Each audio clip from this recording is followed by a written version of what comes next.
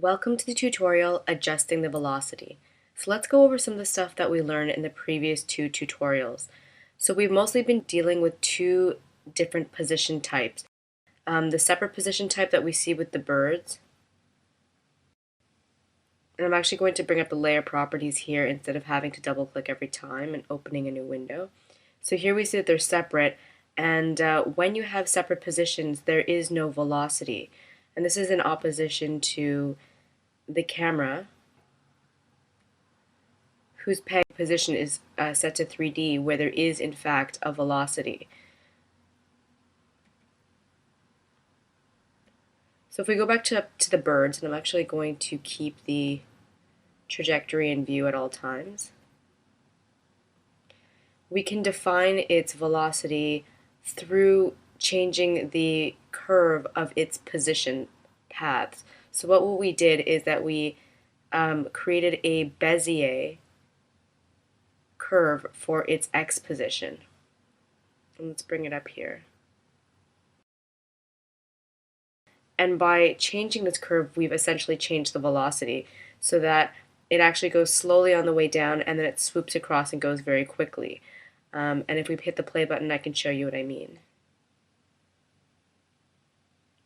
So the camera is still on, so let's just turn that off.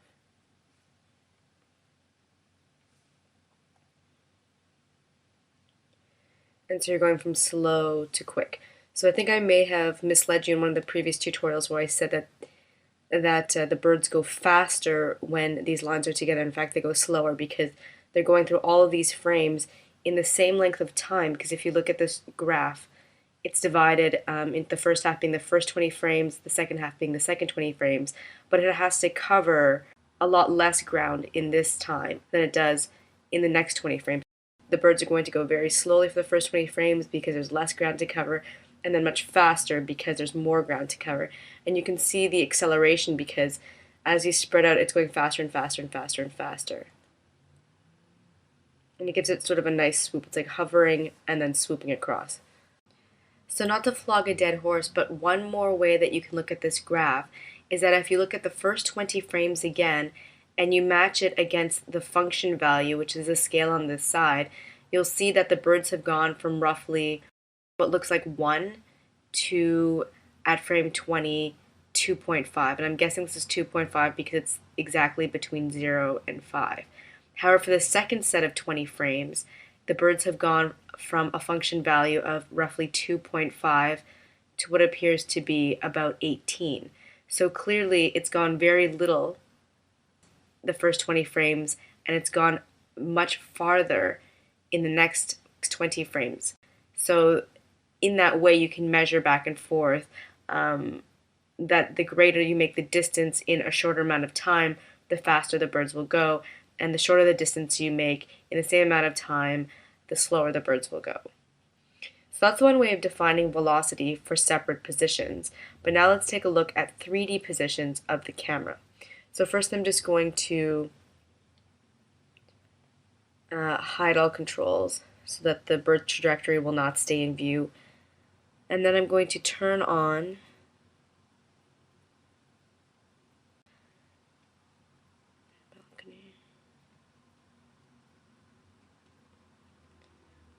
the camera, and we're going to take a look at the camera's values.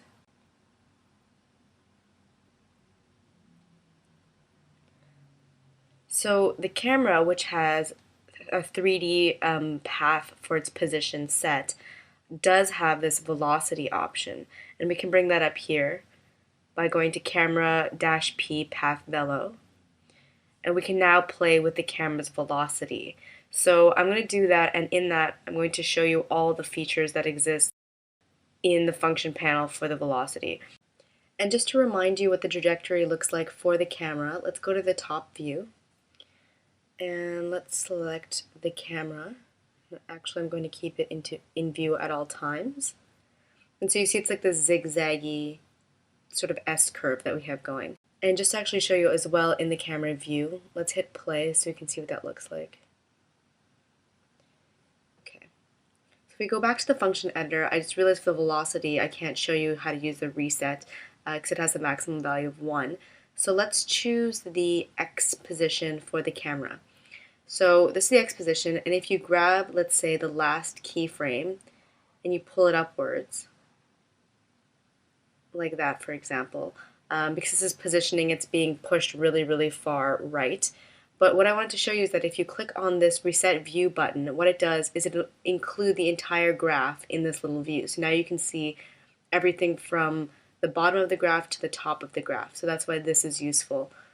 And then if I want to undo that, I can zoom in, sort of center this, and then hit reset again, and it'll sort of reset it to the way it was before. So it's basically just to always have your curve visible, your complete curve in this frame. So let's go back to the velocity. And using the next button, if you remember, you can add a keyframe. So I'm going to click that. I'm also going to keep show current frame. And then obviously you can make that a stop motion keyframe, which, as you see, got rid of that smooth interpolation, that gradual movement. So it'll be, if we play in the camera view, you'll see it'll go for a bit and then it'll jump, and that's obviously what a stop motion keyframe does. So let's undo that. And what we have here in this drop-down list, I'll get back to these steps right here, is we have the ability to change the way these Bezier handles work. And we know that we're using a Bezier curve because if you look in this title bar, which says editing, it says camera P, so camera peg, path, velocity editor, Bezier. And it's also obvious because of the handles that we're using. So I was having a little bit of difficulty in one of the previous tutorials because I expected these handles to move together and they didn't. They're moving independently, but that's because we have corners selected here. So if I select this keyframe and choose straight instead, you can now move the handles together, or if they hit a certain point, you can move them independently, and you can also shorten them and lengthen them independently, like that. But then if I want a total controlled smooth curve with, with no kinks in it that you can create like that, that's a little bit of a weird curve, what I can do is I can select the keyframe again and choose smooth. And so smooth gives you an absolute smooth curve.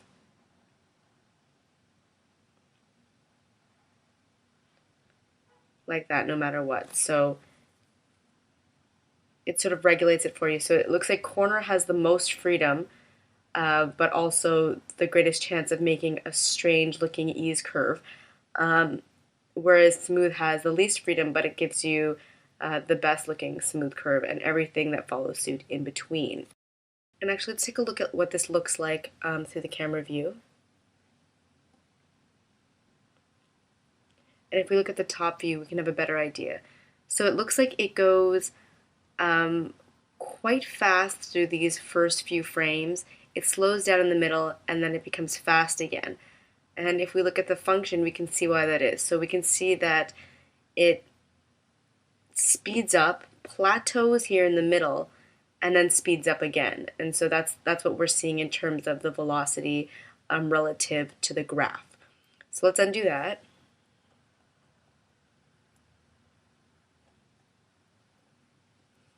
And now what I want to show you is how to use this steps button. So let's click on that. And so this is called the hold value editor.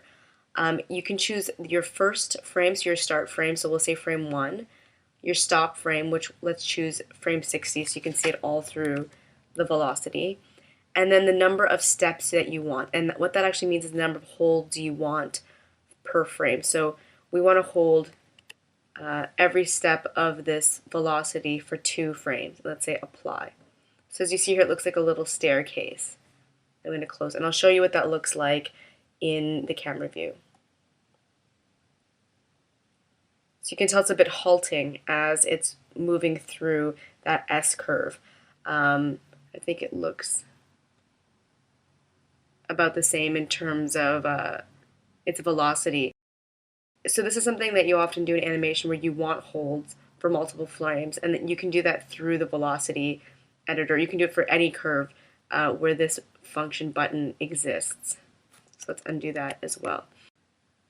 So I'm going to show you the next 2 buttons through the bird's X position. So if we go there and we select the middle keyframe, if you click on this first button here, what it does is it flattens out the segment between it and the next keyframe. So what it's essentially doing is it's turning itself into a stop motion keyframe.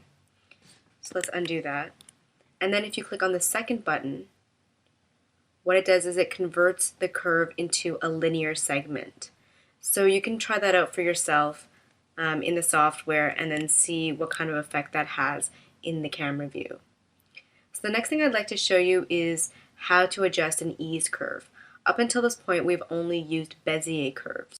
So to do this, let's take a look at the punching bag. So I'm going to turn off the camera actually so that it'll come into focus right here. You can select it in the camera view and then find it in the timeline.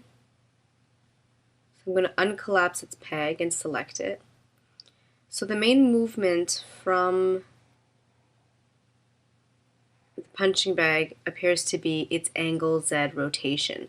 And once again, the Z axis is what's coming out of your screen towards you or receding into space, and it's obviously rotating around that point. So this is the curve that I believe we'd like to see. So you click on angle Z here, and I might need to select it from the list here.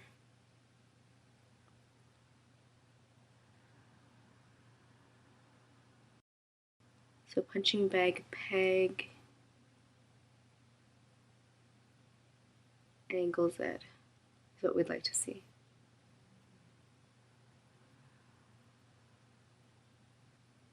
And there we go. So what we'd like to do is to turn this into an ease curve.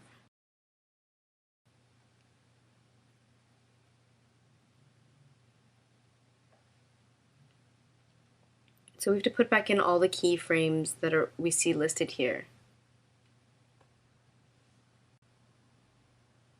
on the curve.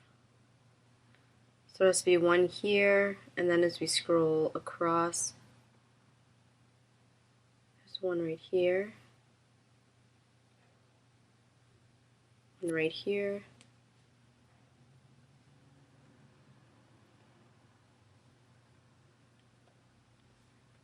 and there.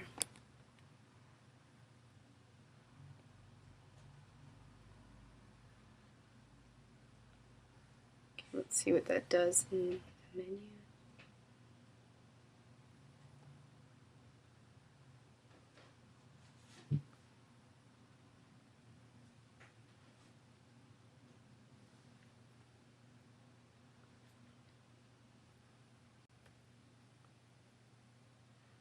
So obviously 1 isn't enough. We have to bring this up much higher. So let's go to something like 5.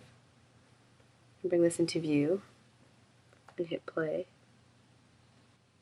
So we can see slowly by slowly it's going in one direction, and then what we have to really do is bring it into the other direction.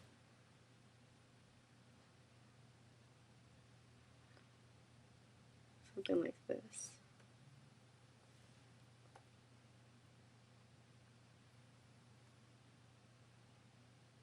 So you can see it's starting to swing back and forth a little bit. These values have to be even greater still, I believe. So let's go all the way up to something like 15. That's it. So now we have the full swing out. Let's take this somewhere like 12.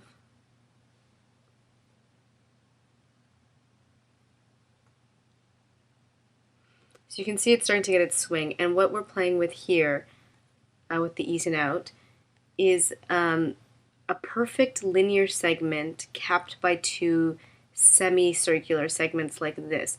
And if you grab onto one of these half circles or full circles, if you grab onto the yellow handle, you can rotate one side of the curve or the other.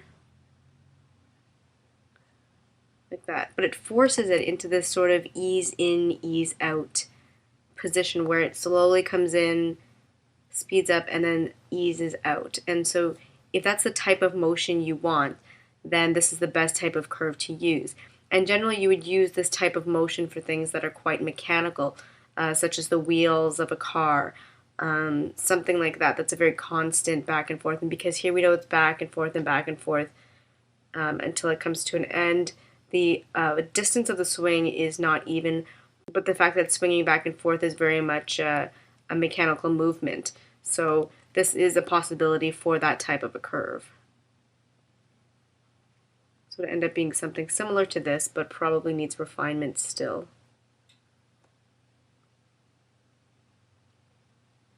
Like that. So you get the picture, but you can keep fooling around as much as you want.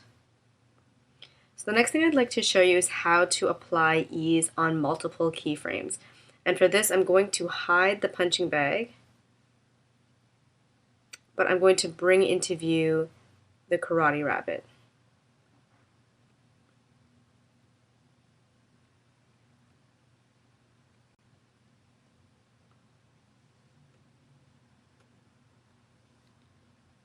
It's a faster way of doing it.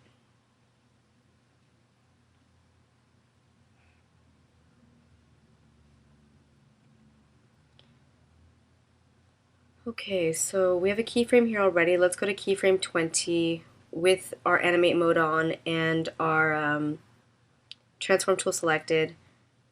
Grab the arm, let's go up one here, and let's rotate this out slightly. And then let's rotate this entire arm out as well. And the hand as well. Something like that. Oh, it looks like it's a stop motion keyframe and I'm not sure why.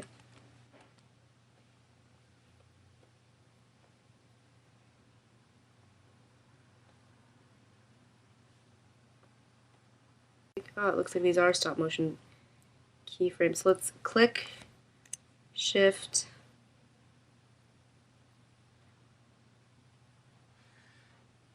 so let's collapse the entire master peg, click on this, say set motion keyframe, and same with this one, click set motion keyframe. So now these have arrows there. And now if we play, we have that interpolation in between. So that's all I really want.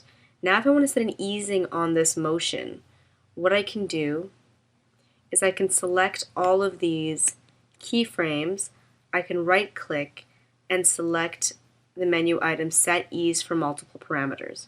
So then this dialog box opens, set ease for multiple parameters, and in the first window here I can choose if I want to set the ease on the motion, the rotation, the scale, the skew, all of those options, or just a few, so you can pick whatever you want. For example, I'll just leave it on for everything for now. Then you can play with the curve here. It has Bezier handles, so you can decide if you want it to slowly go in and move out, you know, or the vice versa. You can decide on what you want your curve to look like, and as you can see, the values are adjusting right here. So you can apply that and then close. Let's collapse this again and take a look at what that looks like.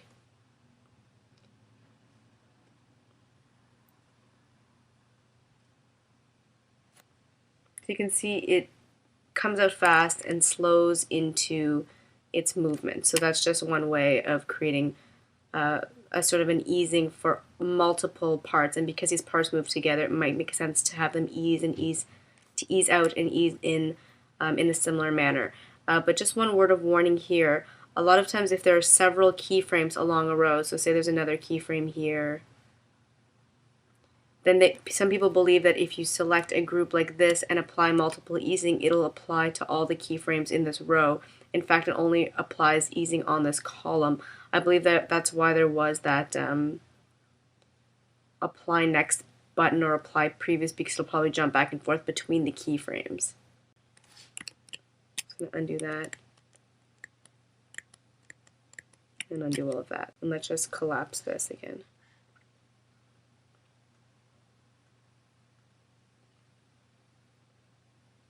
The last thing I want to show you is how to play with velo-based curves. But before we do that, I'm going to modify the path of the camera peg. So from the top view, we see that it's like an S, but from the side view, it's still very flat as it is in the camera view.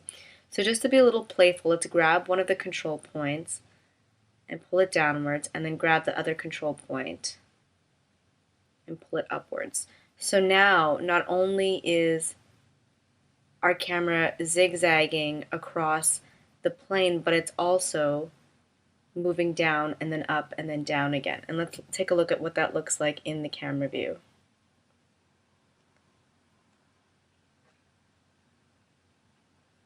So it's a little crazy there.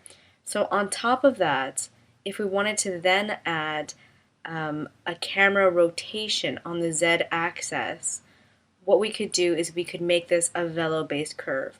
So once again, if we click on that little black arrow, we can select Create Velo-based.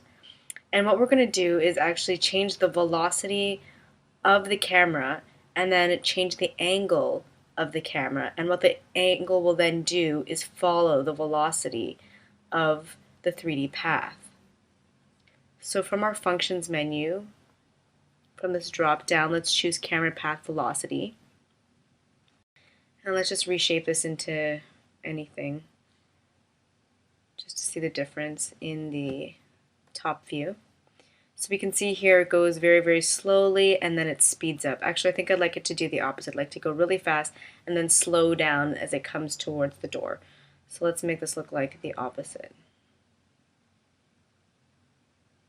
It'll go fast, it'll slow down close to the end.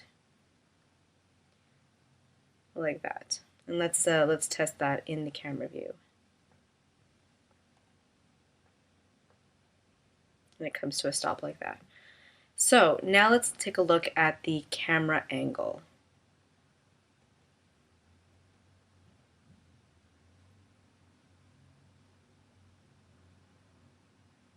The angle is at here, and it's also right here. So let's take a look. So right now it's empty, and that's because there is no rotation on the Z-axis. So let's add a couple keyframes. Let's say at frame 10, be 20, 30, and 40, and maybe 50 again, just for good measure. And then at these keyframes, if you pull them upwards, you'll notice a very strong tilt. So it's a very obvious and strong tilt. And then you can force it back again, because as it comes back this way, and then you can have it tilt the other way. So I'm making it very dramatic, so it's very obvious what's going on here. So something like that. So let's play that to see what happens. So it's a pretty dramatic camera tilt.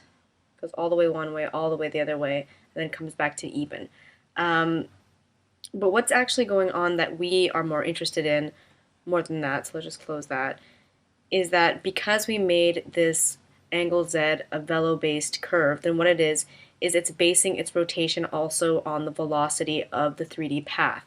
And the reason that you would do this, and you often do this with rotation and scale, is that as the camera is rotating, if the path is either accelerating or deaccelerating, you want the rotation of the camera to match. You want it to slow in and slow out as it's rotating, so it doesn't look like it's rotating quickly, but that you're slowing down, etc. You want it to match the velocity of the path. And that's the same for the scaling. If you're going from big to small, you want it to gradually go from big to small with the same way that the path is accelerating or deaccelerating. You don't want to quickly go from big to small and then your camera's slowing down. So that's usually why you do something like that. So that's pretty much it for the tutorial adjusting the velocity, and in fact it's the last video in the video series Animation Paths Part 2.